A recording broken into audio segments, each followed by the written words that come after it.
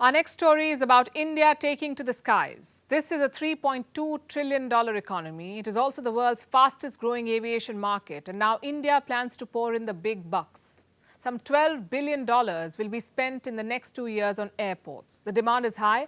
Air travel has seen a resurgence after the pandemic. It is putting pressure on India's existing aviation infrastructure. So the plan is to boost the number of airports and bring in hundreds of new planes. A few years back, the initiative called UDAN was launched. It aimed to build 100 new airports in India. Is the country on course to achieving that goal, or has it hit turbulence? Our next report explores. India will spend $12 billion or 980 billion rupees over the next 2 years on airports. The country has 148 airports right now. It plans to boost this number to 220 by 2025.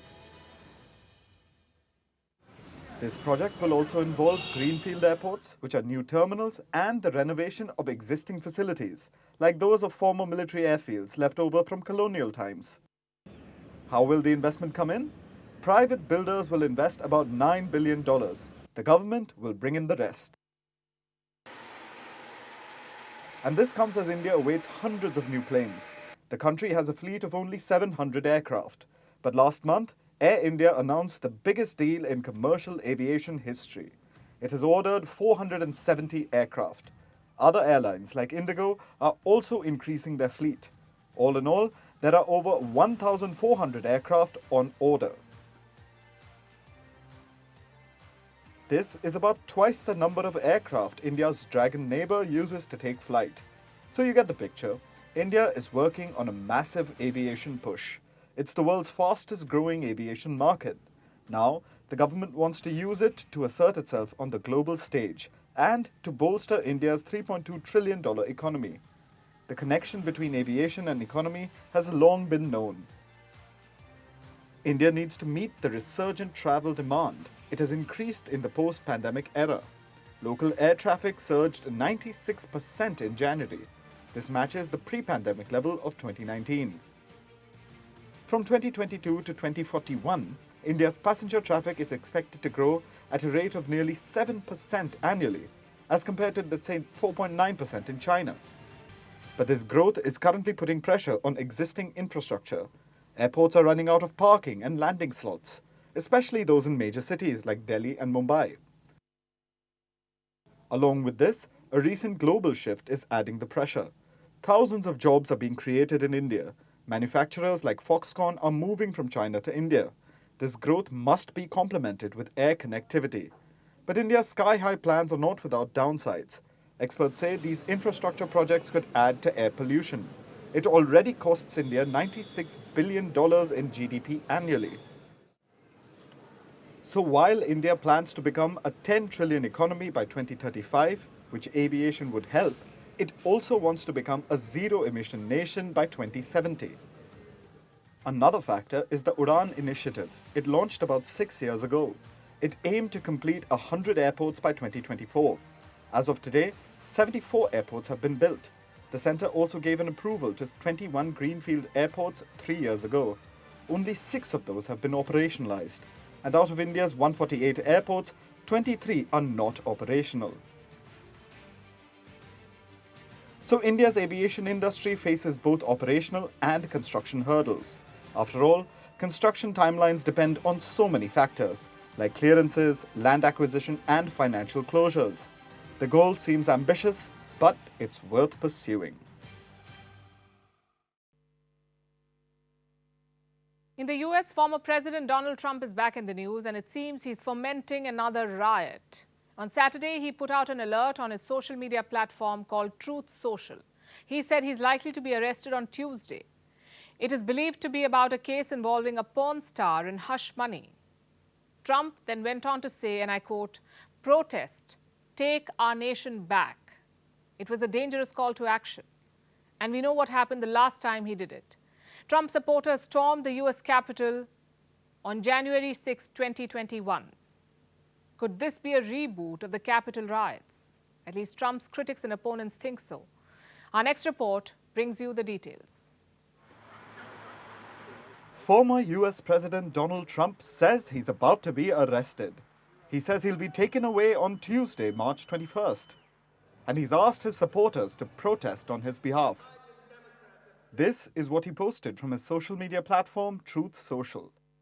The all-caps statement began with him insulting the Manhattan DA's office. He then claimed that he'll be taken away on Tuesday for a crime that has been debunked.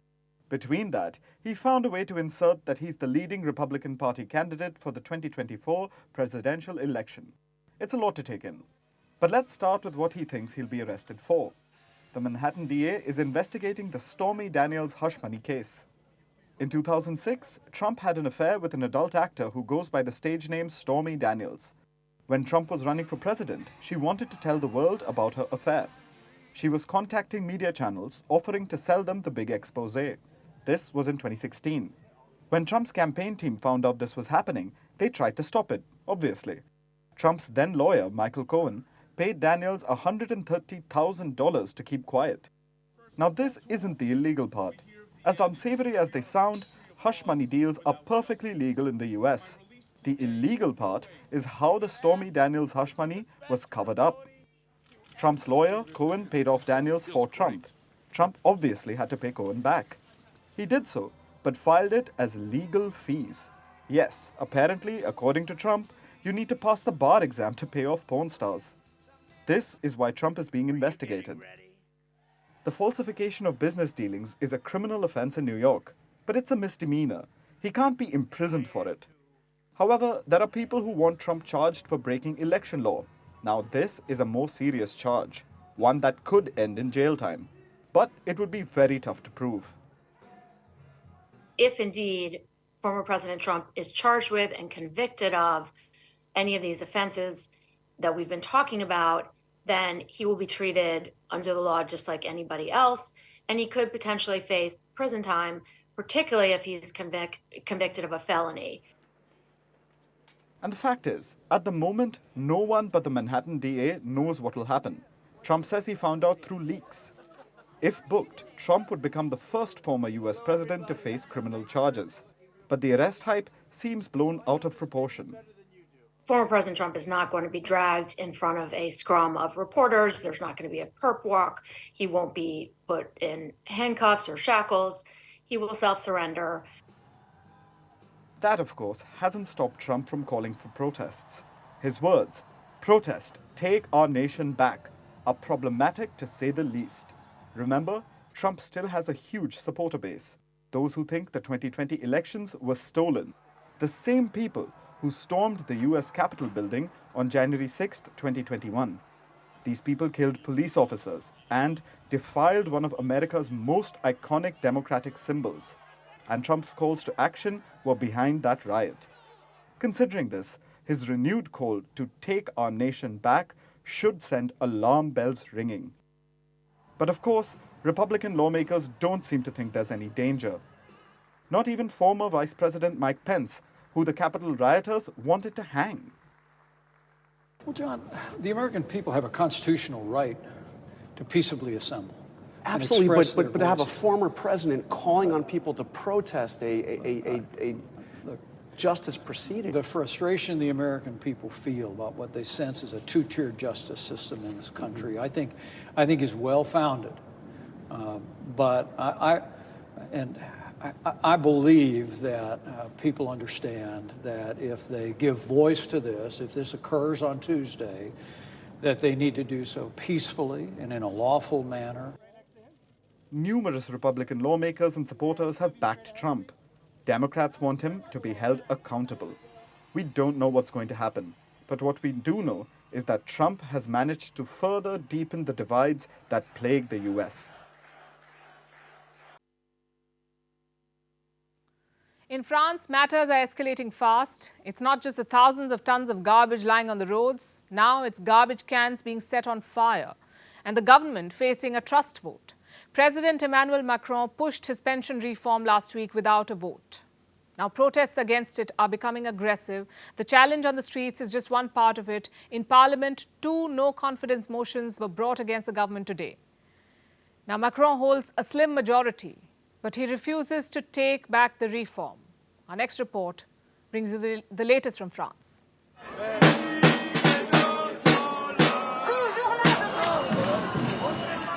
This is what Paris looked like over the weekend. Protesters are out on the streets against President Emmanuel Macron's pension reform. Macron wants the French people to work for 2 more years. Presently, they retire at the age of 62. The reform raises the retirement age to 64. But the French don't like the idea of 2 more years of work. Polls suggest that an overwhelming majority oppose the pension reform, 70 to 30%. So the opposition saw an opening. 2 motions of no confidence were brought against Macron's government. These are serious motions.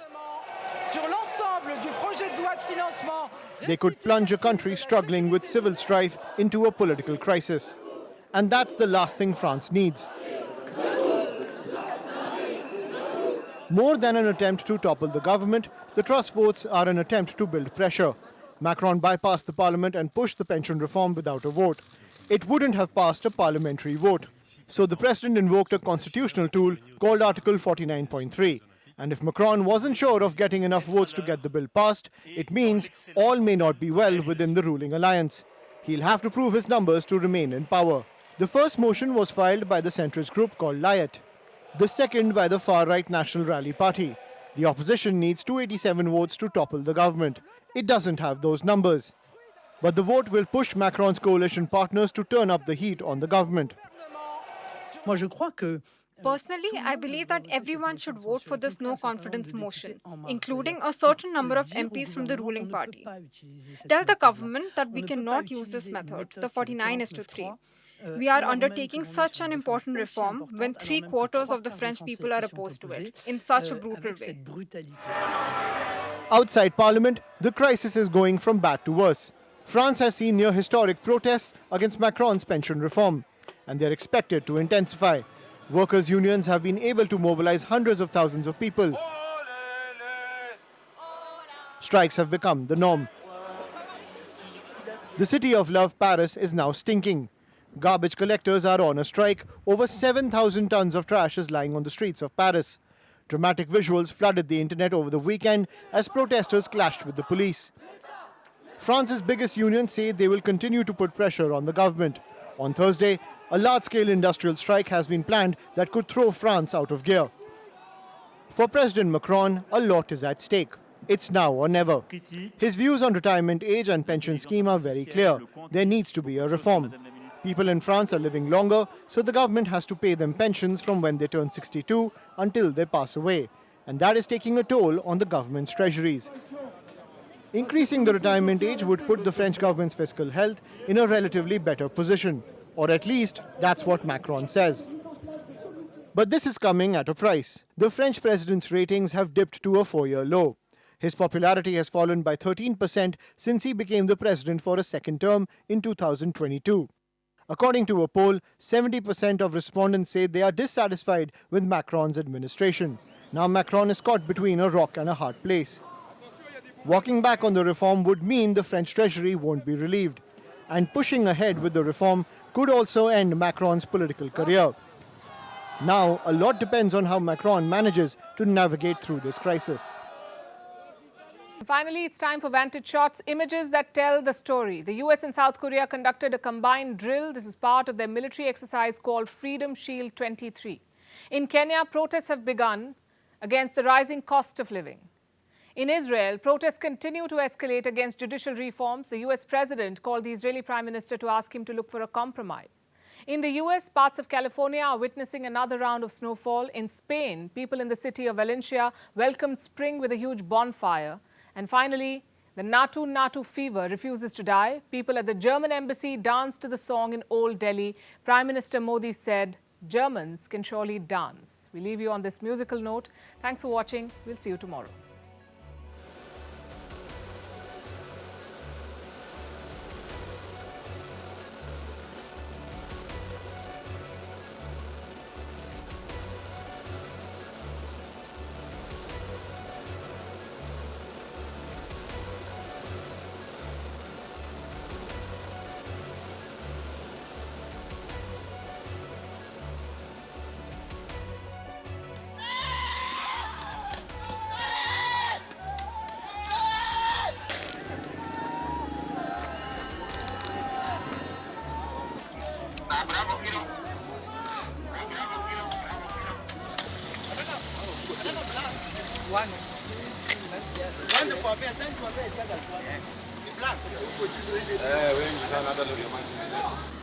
Chunga mawe inatoka hizo.